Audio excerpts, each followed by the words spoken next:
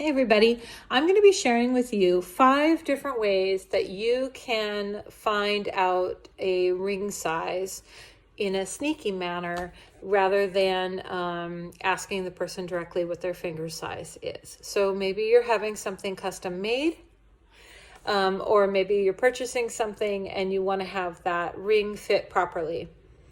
So one of the things that I want to preface this with is that our hands are different sizes. And it doesn't matter if you're right-handed or left-handed. Typically speaking, most of the time your right hand is going to be bigger. Oh, look at these jeweler fingers. So typically your right ring finger size is going to be bigger. Most often, the majority of the rings that I make are wedding rings. We know that those go on the left ring finger. So if you find a ring that fits them or one of these tricks or techniques works, make sure you know which finger you've used one of these techniques with, and then I can extrapolate how to adjust that for the left ring finger size.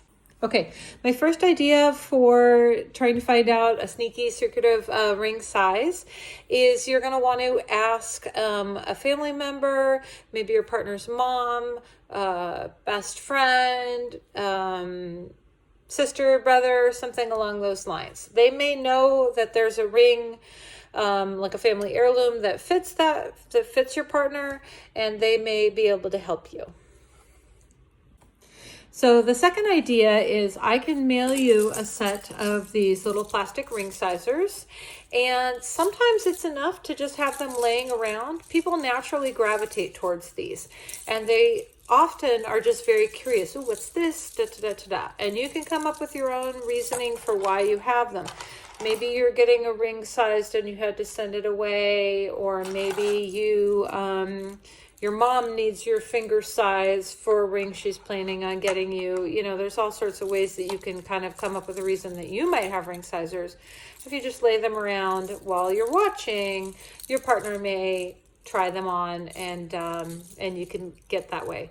The other thing is it's nice to have these for a couple of my other ideas. Okay, so one of the tricks that you can do is find a ring that already fits the person. And again, they may be wearing it on a different hand, so pay attention to which finger. So maybe this is the ring that they're wearing every day, or maybe this is a ring from their jewelry box. So if you can sneak that away for a moment, one of the things you can do is use a tapered candle. It has to be a candle with a really nice taper. And you can take that ring, slide it onto the candle, mark it top and bottom, and then you can send the candle to me. Or if I've sent you a little set of ring sizers, you can figure out which ring sizer matches that candle, and then you can tell me that. Another thing is you can also take that ring and you can try it on one of your fingers and find a finger that it fits well on, and then take the ring sizers and match that. And third, another thing that you can do is that you can bring that ring to me and I can have it accurately sized. My fourth idea for figuring out somebody's ring size in a sneaky manner is take them to a craft fair. Typically, you're going to want to find a craft fair where there may be different jewelers.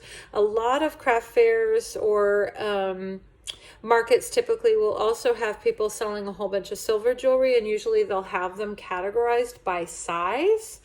And you can just stumble across and sit and kind of play with rings, and maybe take a moment of like, hey, try this on. I think this might look good on you, kind of thing.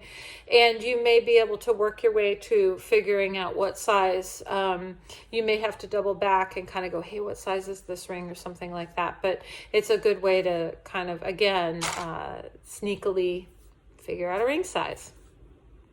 Okay, and the fifth way, this is the last ditch. None of the other methods really were going to work for you. We can take a picture of your partner's hand. Usually it's while they're sleeping.